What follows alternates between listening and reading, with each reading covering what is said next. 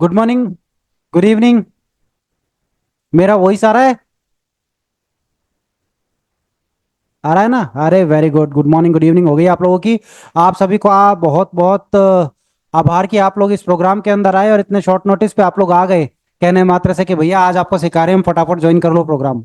सो फटाफट से हम लोग प्रोग्राम की शुरुआत करते हैं। और लोगों को हमने 4:55 का कहा था, तो काफी लोग तो कनेक्ट हो गए। अब 70 75 और 200 तक होंगे, तो भैया जो जो कनेक्ट होएगा, जैसा जैसा टाइम होता जाएगा, तो हम वापस तो पीछे जा नहीं सकते, इसलिए सीधा स्टार्ट करते हैं सेशन। और प्रोग्राम की शुरुआत से पहले, मतलब ये जो प्रोग्राम हम शुरू करेंगे अभी 2 दिन, आज और कल दोनों दिन हम आपसे बात करने वाले हैं, तो वो करें उससे पहले आपकी मुलाकात कराना चाहूंगा कंपनी के चेयरपर्सन श्री डीडी सर से, जो 2 मिनट आपसे बात करेंगे और उसके बाद अपन प्रोग्राम शुरू करेंगे फटाफट से। और आज और कल 2 दिन के अंदर हम सारा कोर्स वापस से रिपीट करने वाले हैं। जितने बच्चे यहाँ कनेक्टेड है, आप सबके बेनिफिट के हिसाब से दोनों तरीके से चल रहे हैं, ताकि सबको सारी चीज याद हो सके। तो मैं फटाफट से इन्वाइट करता हूँ डीडी सर को। हेलो। मैं DD Sharma, CEO and chairman team 360। अभी मैं आपको बस ये बधाई देना चाहता हूं कि अभी नवरात्रा चल रही है और भविष्य में बहुत ही निकट जल्द ही जो है विजयदशमी आने वाला है। तो विजयदशमी के त्योहार की मैं आपको अग्रिम शुभकामनाएं देता हूं। तथा आप जो है ये ब्रेन इंजीनियरिंग के इस प्रोग्राम को ठीक से सीख लें, तैयार हो जाएं, क्योंकि इसने बड़े बड़े विलक्षण रिजल्ट दिए हैं, विलक्षण परिणाम निकले हैं। यानी बच्चे किताब को रट करके ऐसे सुना रहे हैं जैसे कि तोता रट लेता है ना, उस तरह से सुनाते हैं पूरी की पूरी किताब। तो आप निहाल हो जाओगे। किसी भी कंपिटिटिव एग्जाम में बैठोगे तो सफलता, किसी भी एग्जाम में बैठोगे, चाहे छठी क्लास का एग्जाम हो, चाहे 12वीं क्लास का हो, चाहे कोई कंपिटिटिव एग्जाम हो, सब में आपके बेहतरीन नंबर आने वाले हैं और आप टॉप करने वाले हो। बस मैं आपको एक बार पुनः बधाई देता हूं, आशीर्वाद देता हूं कि आप जो है लग लिपट करके इसको सीखें। धन्यवाद। चलिए शुरुआत करते हैं। आप सभी को नवरात्र स्थापना की बहुत बहुत बधाई। और इस शुभ अवसर पे शुरुआत करते हैं, क्योंकि बहुत सारे बच्चे यहाँ पे कनेक्टेड हैं। कईयों को ध्यान है, कईयों को नहीं ध्यान है। प्रोग्राम के बारे में पूरी जानकारी है, आधी अधूरी जानकारी है। जितने बच्चे, कई बच्चों ने हमारे से रिक्वेस्ट किया कि सर हमने किया तो है, लेकिन कई चीजें हमें समझ में ही नहीं आई। तो आप सबकी जानकारी के लिए, आपके सबकी व्यवस्था के लिए मैं वापस से सारी चीज बता रहा हूँ। देखो, प्रोग्राम का नाम है brain engineering, brain engineering workshop. Brain engineering workshop नाम क्यों रखा गया? ब्रेन की इंजीनियरिंग, कि भैया उसको सेटल करके और बेस्ट प्रोडक्ट बनाया जा सके। ठीक है। हम 12 साल से टीम 360 के लोग इस कार्य को कर रहे हैं। मैं विपुल शर्मा, डायरेक्टर टीम 360। हम लोग पूरी टीम 12 साल से काम कर रहे हैं, लेकिन और उसमें डीएमआईटी, मिड ब्रेन एक्टिवेशन, बहुत सारे कोर्सेज लेके आए। और हमने एक चीज, कॉमन चीज देखी कि बच्चों को जब हम पढ़ाते तो बहुत सारी चीजें कॉमन है। टेस्ट कर लिया, स्ट्रेंथ वीकनेस निकाल ली, मिड ब्रेन एक्टिवेशन कर लिया, पीनियल ग्लैंड एक्टिवेट कर लिया, लेकिन जो बेसिक चैलेंजेस है पढ़ाई से संबंधित, वो सॉर्ट आउट नहीं होते हैं, वो सॉल्व ही नहीं होते हैं। ठीक है ना? और मजेदार बात यह है कि 1950 का तो है हमारा पढ़ाने का मेथड, और हम पढ़ाई कर रहे हैं 2024 की। ये मिसमैच है। इसकी वजह से आज के हिसाब की जो पढ़ाई है उसके अकॉर्डिंग व्यवस्थाएं नहीं है बच्चों के पढ़ाई से संबंधित। अदर गैजेट्स अवेलेबल है, लेकिन गैजेट से क्या मतलब है? आप कितने गैजेट्स दे दो, अगर हमारा जो ब्रेन है उसकी कैपेसिटी, स्टोरेज कैपेसिटी अगर मान लो मोबाइल की कम है, 64 GB है, तो 512 का मैटर नहीं आ सकता ना, 1 TB का मैटर नहीं आ सकता ना, कि भैया 64 GB के अंदर तो कितना डल पाओगे? 128 का तो होना चाहिए ना। 128 हो, 256 GB हो, मोबाइल होते हैं ना 512, तो भैया 64 वाले में तो नहीं आएगा। तो वो स्टोरेज कैपेसिटी तो बढ़ाई जाए, तो वो कैसे बढ़ाई जा सकती है, या किस हिस्से में आपकी स्टोरेज कैपेसिटी ज्यादा है जहां मटेरियल डाला जा सकता है, ये समझ में आना जरूरी है। 1950 के मेथड से 2024 की लड़ाई नहीं लड़ी जा सकती। उसका उदाहरण आपको दिखाता हूं। इसीलिए इस प्रोग्राम के लिए हम लोगों ने ये 2 दिन का स्पेशल प्रोग्राम रखा है, आज का और कल का, जिसमें हम इधर उधर की कोई बात करने वाले नहीं है, सीधा मुद्दे पे बात करेंगे, प्रोग्राम के ऊपर बात करेंगे। ठीक है। तो सबसे पहले, और बुक भी लेके आएंगे, हम बुक के ऊपर भी बात करेंगे, जिससे जो है आप लोगों को चीजें समझ में आ सके। बुक पे बात करेंगे हम। सबसे पहले आपको दिखाते हैं चैलेंजेस। मैं सीधा चैलेंजेस के ऊपर आता हूं। देखो चैलेंजेस कौन कौन से हैं, और बुक भी चाहिएगी। देखो, सबसे पहले, मैं मेहनत तो बहुत करता हूं पर किताब याद नहीं होती। दूसरा, मुझे किताब तो याद हो जाती है, लेकिन एग्जाम के 1 या 2 दिन पहले लगता है जैसे मैं सब कुछ याद किया हुआ मैं भूल गया हूं। दोनों चीज होती है ना, मेहनत तो बहुत की है पर किताब याद नहीं होती। याद हो गई तो एक दो दिन पहले भूल जाते हैं, वो याद नहीं होता है, या याद हुआ होता है तो घबराहट हो जाती है, या फिर 50% ब्रेन का याद है, 50% याद ही नहीं है। मतलब पूरी तैयारी करके गए हो लेकिन 50% याद है, 50% भूल गए, 70% याद है, 30% भूल गए। क्यों भाई, ऐसा क्यों? अब एक बहुत इंपॉर्टेंट चीज है, मैं इसके साथ का साथ आपको बता रहा हूं, मैं जो चैलेंजेस बता रहा हूं इनके साथ में आपको बताता हूं। देखो, ब्रेन तो आप सबका शानदार है, अगर नहीं होता ना तो आपको मूवीज भी याद नहीं रहती। मूवीज कैसे याद है भाई? मूवी याद है ना, आपको याद होनी नहीं चाहिए, कैसे याद हो गई? आपको 5 साल पहले की मूवी याद है, थॉर आई तो याद है आपको, और पता नहीं कौन कौन सी है, मार्वल्स की है सारी मूवी याद है, बजरंगी भाईजान याद है, शोले याद है, 3 इडियट याद है, कोई सी भी स्टोरी पूछो आपको सबकी स्टोरियां याद है। अभी स्त्री 2 आई थी, बच्चे बता रहे थे, वो भी याद है। मतलब कमाल हो गई, आपको सारी मूवीज याद है, कैसे याद है? इसका मतलब ब्रेन तो परफेक्ट है, ब्रेन में तो कहीं कोई किंतु परंतु नहीं है। घर की सारी बातें याद है आपको, तो इसका मतलब एक चैलेंज है, कोई तो ऐसी एक्टिविटी हो रही है जिसकी वजह से किताब याद नहीं हो रही है, बाकी सारी चीज याद हो रही है, किताब याद नहीं हो रही किसी कारण विशेष से। तो इस चीज को विशेष तौर पे समझना जानना पड़ेगा। और जो है ना, इंटरेस्टिंग पार्ट क्या है, एग्जाम के दौरान एग्जाम हॉल में पहला प्रश्न कर लिया, दूसरा प्रश्न कर लिया, तीसरा प्रश्न कर लिया, चौथे पे गाड़ी अटक जाती है, याद नहीं आता। जबकि आप प्रयास पूरा कर रहे हो फिर भी 4 क्वेश्चन के बाद चीज ही अटक जाती है, याद ही नहीं आता है। क्यों भाई, ऐसा क्यों है? ये बेसिक चैलेंजेस है जो मैं आपको बता रहा हूं। जैसे पहला मैंने आपको बताया, याद किया, याद ही नहीं होता है। किसी को याद हो जाए तो एग्जाम के पहले भूल जाते हैं, एग्जाम में बैठे हैं, आधा याद है आधा भूल गए। कोई ऐसा है जिसको पहला दूसरा किया तीसरा किया उसके बाद याद नहीं आता है, या कोई ऐसा है जो इन सब के इतर है, अपने आप में अनोखा, एक जैसे दिखने वाले क्वेश्चंस में कंफ्यूजन होना, या फिर ये भी नहीं। आज ये बेसिक है, पेरेंट अगर यहाँ पे कनेक्टेड है तो उनका चैलेंजेस है, हमारा बच्चा बहुत जिद्दी हो गया है, हमारी बच्ची बहुत जिद्दी हो गई है, कहते रहते हैं खाना खा ले, खाना खा ले, खाना खा ले, वो हाँ आ रही हूँ, हाँ आ रहा हूँ, ये चलता रहता है। सामान लिखा के भेजते तो भी भूल जाते हैं, सामान लाना भूल जाते हैं, ऊपर से जिद्दी और हो गए, थोड़ा सा कहो तो बुरा मान जाते हैं, इमोशनल वीक हो गए। ऐसे चैलेंजेस भी पेरेंट्स बताते हैं आजकल। परीक्षा के एक दिन पहले डर के कारण तबीयत खराब हो जाती है, ठीक है, और इन सब के अतिरिक्त मुझे लंबे लंबे प्रश्नों के उत्तर याद नहीं होते। उसके अलावा परीक्षा में उत्तर आते हुए भी गलत लिखे आते हैं, कमाल की बात देखो। और अभी तो आप लोगों की तो हाफ ईयरली हो भी गई, अभी पेरेंट टीचर मीटिंग होने वाली है आप लोगों की, और हम पेरेंट टीचर मीटिंग में जरूर मौजूद रहेंगे जहां पे हम आपके पेरेंट्स और आप लोगों से बात कर पाए। हम चाहते हैं कि उन सब से प्रॉपर बात हो सके, और जो है आप लोगों को बेस्ट से बेस्ट हम रिजल्ट प्रोवाइड करा सके। अभी तो आपकी तो थोड़ी क्लास हुई, आधी क्लास हुई, आधी बाकी है, लेकिन जिन जो लोग पहली बार कनेक्ट हुए हैं आपको तो सारी क्लास अटेंड करनी, तो आज और कल के प्रोग्राम का पूरा बेनिफिट उठाना और आगे तक कनेक्टेड रहो। हम ऐसे बहुत प्रोग्राम्स करते रहते हैं जो फटाफट शॉर्ट नोटिस पे होते हैं और आपके काम के लिए बहुत बहुत उपयोगी होते हैं। ठीक है, बच्चे पूरा दिन मोबाइल में घुसे रहते हैं, मोबाइल में लगे रहते हैं, ये भी अपना एक हेडेक है। ये सारे चैलेंजेस जो पढ़ाई से संबंधित आते हैं, डायरेक्टली और इनडायरेक्टली बच्चे समझ ही नहीं पा रहे इनके कारण प्रॉब्लम क्या क्रिएट हो रही है, क्यों ये चैलेंजेस बच्चों के साथ में आ रहे हैं। ब्रेन तो पूरा है, खाना भी पूरा खाते हो, किताब पढ़ने की प्रैक्टिस भी करते हो, प्रयास भी करते हो, आंसर रटने की कोशिश करते हो, फिर भी याद नहीं होता है। तो कोई तो कारण है, वो कारण क्या है सीधा उसी के ऊपर आते हैं, यानी जिसको हम कहते हैं लॉस ऑफ मेमोरी। इसलिए फटाफट से मैंने आपके साथ में वो सारे चैलेंजेस शेयर किए हैं कि भैया ये चैलेंजेस हैं जो अमूमन बच्चों के साथ में आते हैं, और इन चैलेंजेस के ऊपर कोई काम नहीं किया गया है। इनको बेस्ट कोचिंग इंस्टीट्यूट दिए जाते हैं, बेस्ट स्कूल्स प्रोवाइड कराए जाते हैं, बेस्ट से बेस्ट खाने को दिया जाता है, बेस्ट से बेस्ट मतलब गैजेट्स दिए जाते हैं, सारी व्यवस्थाएं हैं इनके पास में। जो चीज की व्यवस्था नहीं है वो उस चैलेंज की है कि ये जो पढ़ाई से संबंधित चैलेंजेस अरे आ क्यों रहे हैं, उसके ऊपर कोई काम नहीं है। हम उसी के ऊपर काम कर रहे हैं और उसी से आपको सोल्यूशन प्रोवाइड करने का प्रयास कर रहे हैं। ठीक है ना? तो जितने भी बच्चे हैं ना यहाँ पे ज्वाइन, जो लोग भी ज्वाइन है, मैं सीधा उनके लिए लेके आता हूँ लॉज के ऊपर, ताकि आपका टाइम बच जाए। ठीक है ना? जितने भी बच्चे हैं सबकी जानकारी के लिए आप लोगों का बता देता हूं। देखो, सबसे पहले कितने लॉज हैं? देखो 10 लॉ है ना। सबसे पहला लॉ, लॉ ऑफ एसोसिएशन। एक चीज जब तक दूसरे चीज से जुड़ेगी नहीं ना, आपको याद नहीं रहेगी। मैं एग्जांपल देता हूं, फिर से एग्जांपल देता हूं, कई बार देता हूं। जैसे मान लो मैं गाड़ी चला रहा हूं, कार चला रहा हूं, घर पहुंचने वाला हूं, अचानक से फोन आ गया, मैंने गाड़ी रोकी, ऑलमोस्ट पार्क कर ही दी थी घर पे, बाहर उतरा बात करने के लिए, मोबाइल लिया हाथ में, बाहर आया, गाड़ी की चाबी निकाली, बात करते करते गाड़ी बंद कर दी, लॉक की, और बात करते हुए जा रहा हूँ, बात करते हुए जा रहा हूँ, घर में चला गया, बात करते करते चाबी फ्रिज के ऊपर रख दी और बात करते करते रूम में चला गया। अब 20 मिनट 25 मिनट बात हो गई, 20-25 मिनट के बाद में एकदम से क्लिक करता है, अरे यार, या मान लो 20-25 मिनट फोन रखा और फिर हाँ, फिर एकदम से क्लिक करता हूँ, ले मैं तो दूध लाना ही भूल गया, मैं तो सब्जी लाना ही भूल गया। फिर और या फिर वाइफ पूछेगी, या मदर पूछेगी, सिस्टर पूछेगी, घर वाला कोई पूछेगा, और वो सामान लिया है क्या? ओ ले मैं तो भूल गया, अब भी 1 मिनट में लेके आता हूँ, अब भी लिया है, बस 5 मिनट में लेके आया। अब आप ऐसे जनरली घर में होती है बातें। अब आपको यार चाबी कहाँ गई, अभी तो यही थी, वो चाबी याद ही नहीं आ रही। क्यों? क्योंकि आप तो उसको रख के भूल गए। अब भूल गए तो भूल गए, कोई बात नहीं। अब वो कहीं भी रखी होगी, आपने उसको रजिस्टर ही नहीं किया। अब रजिस्टर नहीं हुआ ना से, लेकिन वाइफ है या कोई और व्यक्ति कहेगा ना, अरे वो देखो वो फ्रिज है ना, उस फ्रिज के ऊपर फ्लावर पॉट रखा है ना, उसके पीछे तुमने चाबी रखी है। और हाँ, लिए और गए। अब आप देखो उस व्यक्ति को वो चीज कैसे याद है, क्योंकि उन्होंने फ्रिज के ऊपर रखा फ्लावर पॉट, और उस पे वो चाबी है ना, वो कनेक्ट कर पाए और उनको वो याद हो गई खट से चीज।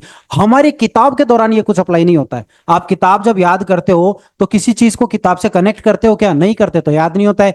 चाहे से फिर हिटलर की थ्योरी हो, और चाहे से हिटलर की थ्योरी, और हिटलर की थ्योरी नहीं तो किसी और की थ्योरी ले लो, फ्रेंच रिवॉल्यूशन ले लो। भैया किसी से तो जोड़ो, किसी से भी नहीं जुड़ा हुआ। ठीक है ना? समकालीन भारत कह लो, है ना, कंटेम्प्रेरी इंडिया कह लो, एंड वर्ल्ड कह लो, है ना, या मुगल्स के बारे में कह लो। मतलब पूरी तरीके से फुल फ्लैश अगर आप नोटिस करोगे तो आपने किसी भी बुक को किसी से भी कनेक्ट नहीं किया। चलो आगे बढ़ते हैं। Laws of ridiculous thinking. हमारा ब्रेन हास्यास्पद फूहड़ चीजों को, बेहुदा मजाकिया चीजों को बहुत आसानी से बगैर किसी मेहनत के याद करता है। ठीक है ना? बगैर किसी मेहनत के। जैसे अभी मैं आपके साथ में यहाँ पे बात कर रहा हूँ, क्लास में कनेक्टेड हूँ आपके साथ में। अभी हेलमेट लगा के आता, एक हाथ में तलवार और एक झाड़ू होती, और यूं यूं बीच बीच में अंदर चलाता, और फिर यूं देखता, फिर बंद करता, फिर यूं चलाता, पढ़ाता कुछ नहीं, बस यूं यूं ही करता और फिर चला जाता। नेक्स्ट टाइम इस तरह का 6 महीने बाद फिर कोई प्रोग्राम होता, हो सकता है आप थोड़ी देर हंसते कि अच्छा पागल है, अच्छा बेवकूफ है, 2 मिनट मुझे देखते, फिर थोड़ी देर बाद बोर हो जाते हैं, छोड़ रहे, बंद करके और चले जाते। नेक्स्ट टाइम घर वाले इस तरह का कोई क्लाम प्रोग्राम आपके लिए कनेक्ट करते तो आपका दिमाग में क्या था? अरे पापा, या फिर भाई दोस्त है तो, अरे यार पिछली बार तो ऐसा एक बेवकूफ आ गया था, उसका वीडियो क्लास ऐसे अटेंड किया था, झाड़ू तलवार चला रहा था, बीच बीच में हेलमेट कर रहा था, कहीं वैसा ही बेवकूफ नहीं आ जाए। क्यों भाई? मैंने कहा मुझे याद रखो, लेकिन फिर भी आपको याद है। क्यों? क्योंकि हमारी ब्रेन की एक खासियत है, यह हास्यास्पद फूहड़ मजाकिया चीजों को बगैर किसी मेहनत के याद करता है। ये इसकी क्वालिटी है। आपने बुक्स पे कब अप्लाई किया भाई? नहीं किया तो याद नहीं होता है। चलो, law of self involvement. Self involvement का मतलब यह है कि कोई खुद का जुड़ाव होना जरूरी है। जब आप किताब पढ़ते हो तो आपका कौन सा खुद का जुड़ाव है, मुझे बताओ। कौन सा खुद का जुड़ाव है? कोई खुद का जुड़ाव नहीं होता है, इसलिए हमारे को याद नहीं होता है। फॉर एग्जाम्पल मान लो मैं आपके घर आता हूं, एग्जाम्पल के लिए मैं आपके घर आता हूं, और मैं कहता हूं मेरे को बस स्टैंड जाना है, मुझे रास्ता गाइड कर दो। आप मेरे को रास्ता गाइड करते हो, यहां से लेफ्ट जाओ, राइट जाओ, स्ट्रेट जाओ, लेफ्ट जाओ, राइट जाओ, स्ट्रेट जाओ, आ गया आपका बस स्टैंड। अब आप जैसी अच्छी मेमोरी तो याद रह जाए, मुझे तो याद नहीं रहने वाला। अब मान लो मैं इसकी जगह ये कह दूं कि भाई साहब एक ऐसी कोई व्यवस्था कर दो कि आप जो है ऐसे कुछ प्लान कर दो कि मुझे खुद ही छोड़ दो। थोड़ा वियर्ड है, लेकिन आप कहोगे विपुल सर ने कहा है तो चलो ठीक है, इनको छोड़ देते हैं। अब आपकी गाड़ी में, बाइक पे मैं पीछे बैठा हूं और आप चला रहे हो, या ये मुझे उससे ज्यादा याद रहेगा, क्योंकि इसमें आप जहां भी ले जा रहे हो, घुमा रहे हो, फिला रहे हो, दुकानें दिख रही है, बहुत सारा मार्केट दिख रहा है, ये मुझे उससे भी ज्यादा याद रहेगा। क्यों? क्योंकि इसमें मेरा खुद का इन्वॉल्वमेंट है। अब खुद के इन्वॉल्वमेंट में एक स्टेप और आगे जाते हैं। अगर मैं ये कहूं कि यार आप तो हर बारी गाड़ी चलाते हो, इस बार मैं चलाता हूं, आप बैठो ना, ये मुझे उससे भी ज्यादा याद रहेगा। क्यों? क्योंकि इस वक्त बाइक मैं खुद चला रहा हूं और व्यक्ति पीछे बैठा हुआ है, तो ये मुझे उससे भी ज्यादा याद रहेगा। क्योंकि आप मुझे गाड़ी, और सर सर सर वहां खड्डा आ गया था, और वहां पे पानी है, अरे सर ऐसी स्थिति है, वैसी स्थिति है, और वो चीज आपको उससे भी ज्यादा याद रहेगी। ठीक है, और आगे चलते हैं। नेक्स्ट देखो सामने की तरफ है ना, और आगे लेके चलते हैं आपको। देखो ये सारे सेल्फ है ना, लॉ ऑफ फिक्स फ्रीक्वेंसी। अब ये लॉ ऑफ फिक्स फ्रीक्वेंसी क्या है? देखो हमें कोई भी चीज कब याद होती है? जब वो अप एंड डाउन फॉर्म में हो, यानी ऐसे जिगजैग फॉर्म में हो। फ्लैट फ्रीक्वेंसी हमारे को कभी कुछ याद नहीं करवाती है। इसीलिए तो आपने देखा होगा आपको गाने भी याद रहते हैं। गाने आपको क्यों याद रहते हैं? गाने हमें इसलिए याद रहते हैं, क्यों? क्योंकि गानों के अंदर फ्रीक्वेंसी ऊपर नीचे होती है। ये रे सुर हो चाहे बेसुरा हो, आपको वो याद इसलिए रहता है क्योंकि वो फ्रीक्वेंसी ऊपर नीचे है, इसलिए याद रहता है। आपको डांट भी इसलिए याद रहती है क्योंकि एकदम तेज आवाज में डांटा होता है, फिर एकदम से डाउन हो जाता है मामला, तो वो चीज याद रहती है, आगे तक रहती है। क्योंकि नॉर्मल डेज के मुकाबले बहुत तेज आवाज में डांटा तो याद रह गया। आपको तेज आवाज में बोली चीज इस जल्दी याद रहती है बजाय के फ्लैट। मन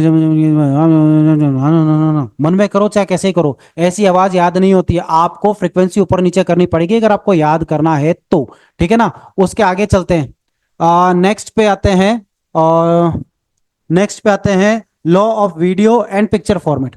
law of video picture format पे आते हैं। Law of video picture format की खासियत क्या है?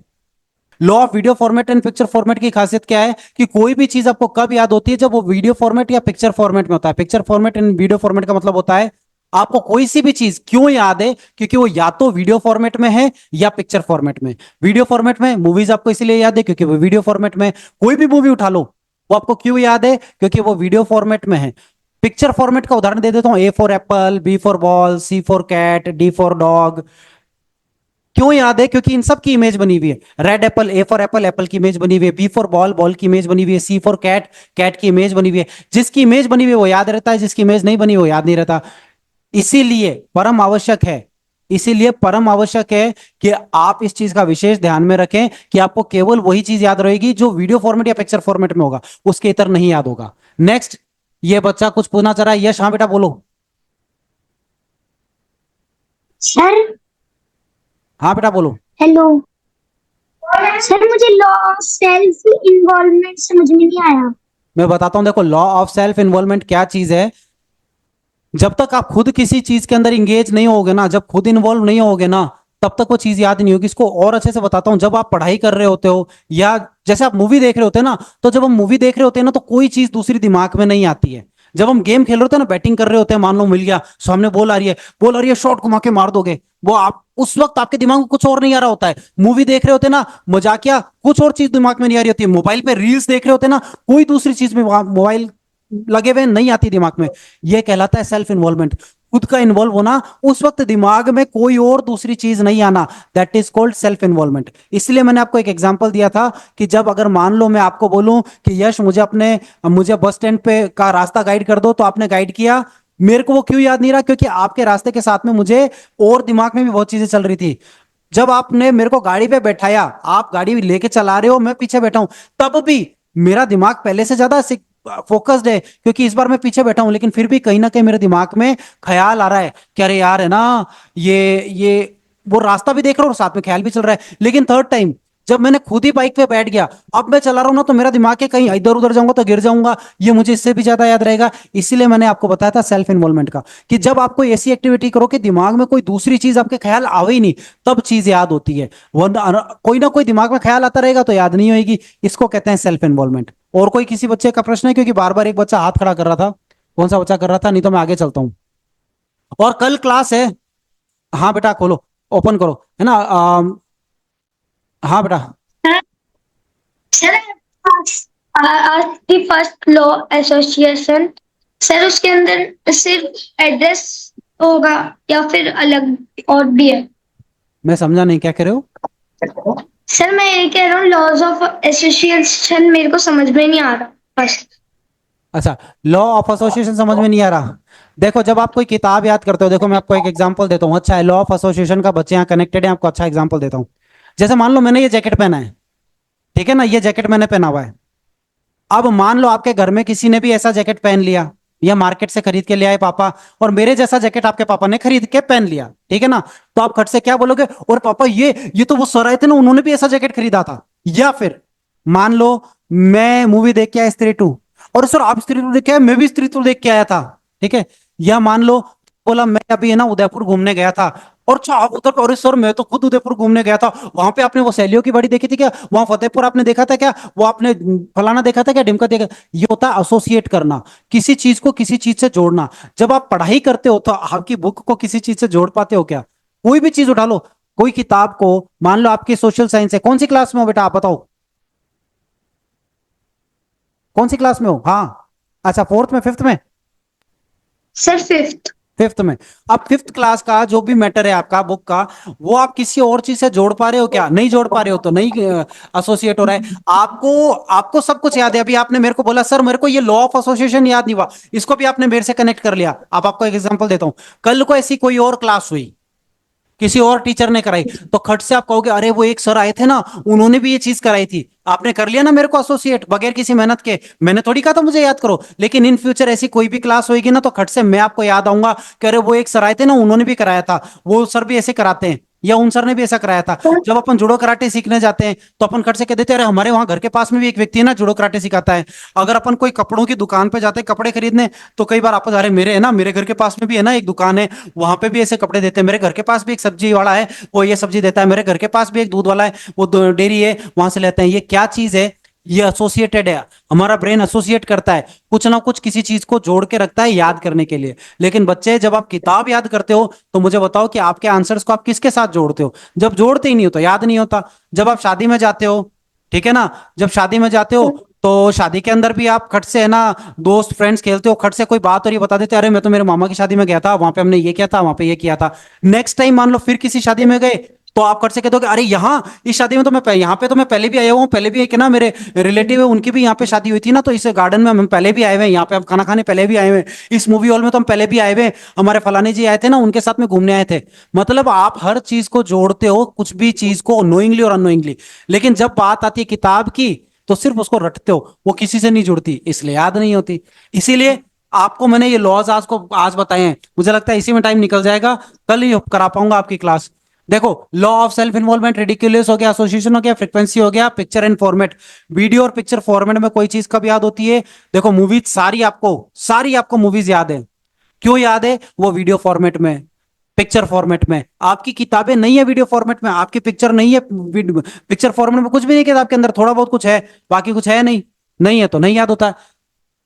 Law of excitement. अब लॉ ऑफ एक्साइटमेंट देखो, लॉ ऑफ एक्साइटमेंट के 3 पार्ट हैं, 2 पार्ट हैं। इंटरेस्ट, पहला तो है इंटरेस्ट, कि वो चीज इंटरेस्ट की हो, या फिर वो रिडिकुलस हो, हास्यास्पद हो। ये 2 कारणों से लॉ ऑफ एक्साइटमेंट आता है, और उससे melatonin hormone, serotonin hormone, dopamine hormone का सीक्रेशन होता है। लेकिन अगर ये हार्मोन का सीक्रेशन नहीं हो रहा तो चीज याद नहीं होगी। अब ये हार्मोन का सीक्रेशन, जब आपकी इंटरेस्ट की किताब होती है ना, तो आप फटाफट याद कर लेते हो। कैसे हो जाता है फटाफट? क्योंकि इंटरेस्ट की है। इंटरेस्ट की होने से क्या है? डोपामाइन, मेलाटोनिन और सेरोटोनिन का सीक्रेशन होता है, और हार्मोन का वो हैप्पी हार्मोन है, वो आपको खुश कर देते हैं, आपको इजी इजी चीजें याद हो जाती है फटाफट। और ये तो बहुत ईजी है, मैं आराम से कर सकता हूँ, कर सकती हूँ। ये कब होता है? जब लॉ ऑफ एक्साइटमेंट होता है, ठीक है ना। अगर लॉ ऑफ एक्साइटमेंट नहीं है तो याद नहीं होता। पढ़ाई के नाम पे एक्साइटमेंट चला जाता है, इसलिए सीक्रेशन तो बहुत दूर की बात है, ठीक है। Law of direct and indirect method. अब ये law of direct and indirect method क्या है? लॉ ऑफ डायरेक्ट का मतलब है हमारा ब्रेन कोई भी चीज कब याद करता है? जब वो डायरेक्ट में हो, इनडायरेक्ट में नहीं याद करता है। जैसे अभी आपने मेरे से इतनी देर बात करी, और फिर से ये बच्चा बोला जो है बीच में, सर मेरे को लॉ ऑफ एसोसिएशन नहीं समझ में आया।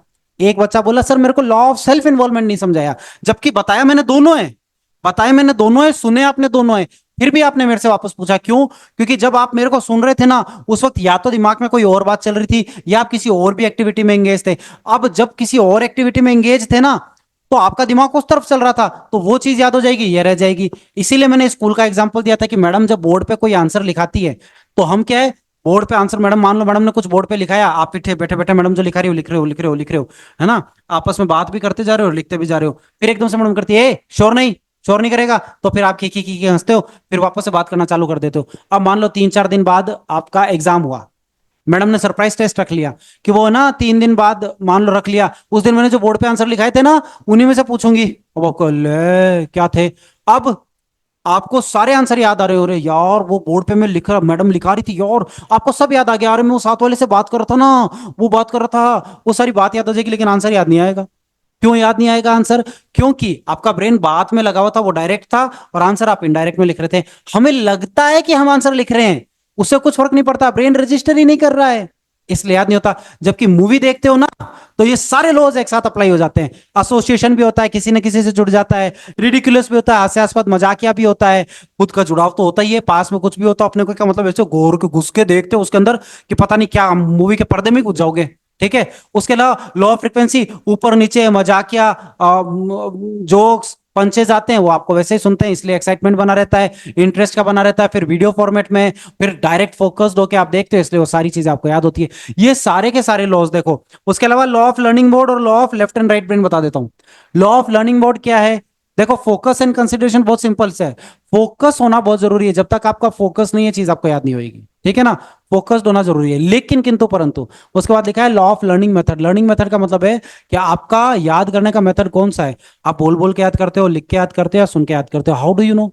क्या पता, आप तो बोल बोल के याद कर रहे हो, लेकिन हो सकता है आप लिख के याद करने वाले हो। ये रिपोर्ट से निकल कर आता है, इसके ऊपर हम बाद में बात करेंगे, इसके ऊपर हम कल बात करेंगे। वैसे हम लोगों ने इसका एक टेस्ट बता रखा है आपको, रिज एनालिसिस एंड डीएमआईटी, जिसके अंदर हम कहते हैं कि आपको पूरा जो ब्रेन है, उस ब्रेन के बारे में जो है पता चल जाएगा। पूरा ब्रेन जो है पेज नंबर सहित जो कुछ भी हम बताते हैं सारी चीजों के अंदर आपको स्पेशली कहते हैं कि हम आपका टेस्ट भी करेंगे। वो टेस्ट की खासियत है कि आपका जो ब्रेन है उसका हम पूरा एक्सरे कर लेते हैं और एक्सरे से हमें पता चल जाता है आप कहाँ स्ट्रांग हो कहाँ वीक हो, आपका लर्निंग पैटर्न क्या है, उससे पता चलता है आप बोल बोल के याद करने वाले हो, लिख के याद करने वाले हो, मन में याद करने वाले हो, और वही आपके लिए काम का होता है। यही चीज बता रहा हूँ। और उस टेस्ट की खासियत है कि उसमें आपका सारा स्ट्रेंथ एंड वीकनेस आता है। बहुत बच्चों की तो हमने कर दी, और इस कम्युनिटी जो हमने केपे सुडान की कम्युनिटी में वीडियोस भी डाले हैं, हम वो वीडियोस भी डाल रहे हैं काउंसलिंग के बाद पेरेंट्स के एक्सपीरियंसेस के। लेकिन उनमें एक बात हमेशा मैं कहता हूँ, देखो भैया हम डीएमआईटी रिज एनालिसिस टेस्ट भी करते हैं ताकि बच्चे को ब्रेन इंजीनियरिंग का वर्कशॉप कराए तो आसानी से चीज हो जाए। लेकिन उसमें हम एक बात स्पेशली कहते हैं, हम किसी भी तरह का कोई भाग्य नहीं बता सकते, ज्योतिष नहीं बता सकते हैं।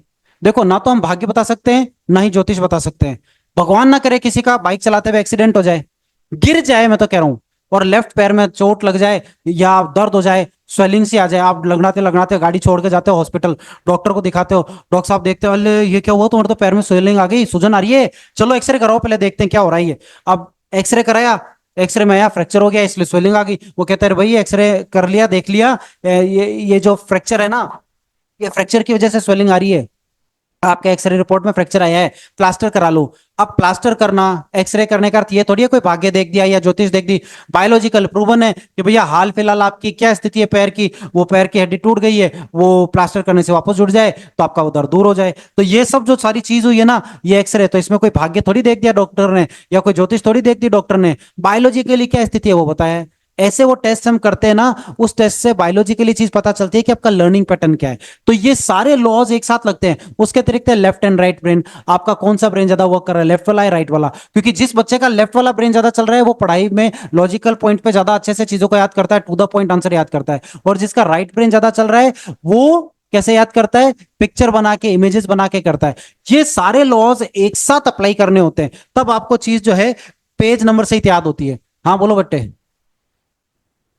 हाँ दर्श बोलो।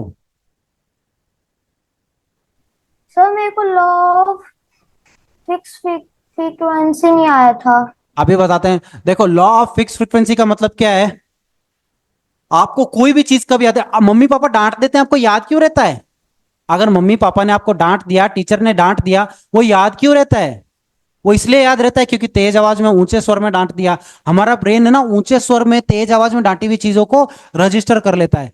ऐसा नहीं कि केवल तेज, फ्लक्चुएशन होना चाहिए, ऊपर नीचे, है ना। इसीलिए आप मैं जब आपको कल क्लास कराऊंगा ना, तो मैं आपको बुक पेज नंबर से याद करना कल सिखाऊंगा, तो उसके अंदर आपको अप्लाई करना होगा, है ना। ये उस लॉ का है कि हमारा ब्रेन केवल कब चीजों को पूरी तरह से याद रखता है, जब वो ऊपर नीचे फ्लक्चुएटेड हो। इसलिए हमें गाने याद रहते हैं क्योंकि उनमें ना मधुर संगीत होता है, बेसुरे गाने भी याद रहते हैं क्यों, क्योंकि वो बेसुरा है, लेकिन फ्लक्चुएशन ना ऊपर नीचे रिदम है, इसलिए याद हो जाता है। इस बात का विशेष ध्यान रखो, ये सारे लॉज एक साथ अप्लाई होते हैं तब किताब पेज नंबर सहित याद होती है। मूवी पे तो ये सारे साथ अप्लाई होते हैं लेकिन किताब पे नहीं होते। किताब पे हम आपको करना सिखाएंगे कल शार्प, और जो है 5 से 6 तक हम 1 घंटा आपको तीनों प्रोसेस करवाऊंगा जो मैंने पहले करवाई थी।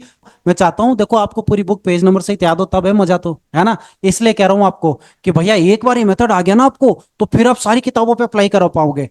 कल मैं फिर से करूंगा स्कूल के अंदर, पूरी बुक पेज नंबर से याद करूंगा, एक एक किताब में जो मैंने आपको ब्लॉक वर्ड्स, एड्रेसिंग, रजिस्ट्रेशन कराया ना, कल इवनिंग में भी कराऊंगा और सुबह क्लास में भी कराऊंगा। एड्रेसिंग, रजिस्ट्रेशन, ब्लॉक वर्ड्स कैसे बनाना है, कैसे अक्षय कुमार से बात करते हुए करना है, वो सारा यश जो आप उस दिन पूछ रहे थे मैं एक बार फिर से करूंगा। लेकिन आपको बेटा दर्श पूरी बुक पेज नंबर से याद हो सके, इसलिए कल छुट्टी मत मारना। अगर कल किसी ने भी छुट्टी मारी तो उसका नुकसान है, पहले बता रहा हूं।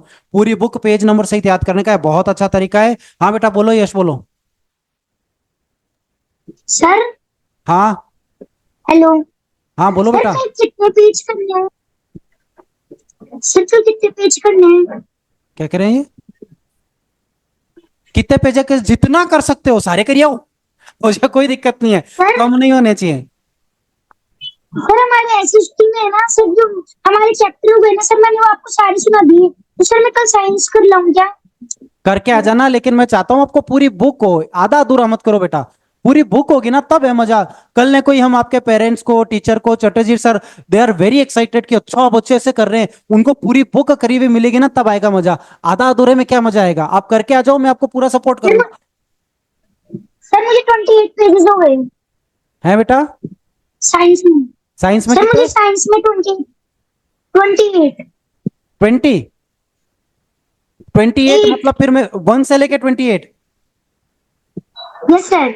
चलो कल आपकी परीक्षा, कल पूछूंगा 1 से लेके 28 अगर आपको याद है तो। कितने चैप्टर कवर हो गए 28 पेज में? 3? सर नहीं सर, 2.5। 2.5 चैप्टर। चलो कोई ना, आप कल करके आओ, कल आपकी कहानी सुनते हैं पेज नंबर सहित की। देखो 4th क्लास के बच्चे अगर करने में सक्षम है तो आई वुड रिक्वेस्ट कि जरूर करके आओ बेटा, कोई सी भी किताब करके आओ। वैसे आप लोगों के लिए जो है राइम मेथड हम लोगों ने तैयार कर रखा है, जिससे आप बोर्ड पे कुछ भी लिखो वो चुटकियों में याद हो सके, वो कल करवाएंगे आपको। और जो बच्चे यहाँ पे कनेक्टेड है, मैं फिर से कह रहा हूं, कल सुबह मैं फिर से करवाऊंगा। मुझे पूरी बुक पेज नंबर सहित याद चाहिए। मेथड मैं सिखा रहा हूं, 28 पेज नहीं है, अपने को 100 पेज करने हैं। मजा तो तब है। और साइंस नहीं, आपने सोशल साइंस लिया तो उसको पूरा करो, और साइंस ले रहे हो तो उसको पूरा करो, आधा अधूरा नहीं। किसी को भी अपन ये कहें मेरे को तो 20 पेज याद है, तो मजा नहीं आएगा ना। पूरी किताब याद है तो मजा आएगा, वो दिखाने में भी मजा आता है, ताकि हम आप लोगों को टीवी पे ले जा सके, बच्चों को दिखा सके कि देखो हमने कितने शानदार बच्चे तैयार कर रखे हैं, ये देखो इसको पूरी बुक पेज नंबर सहित याद है।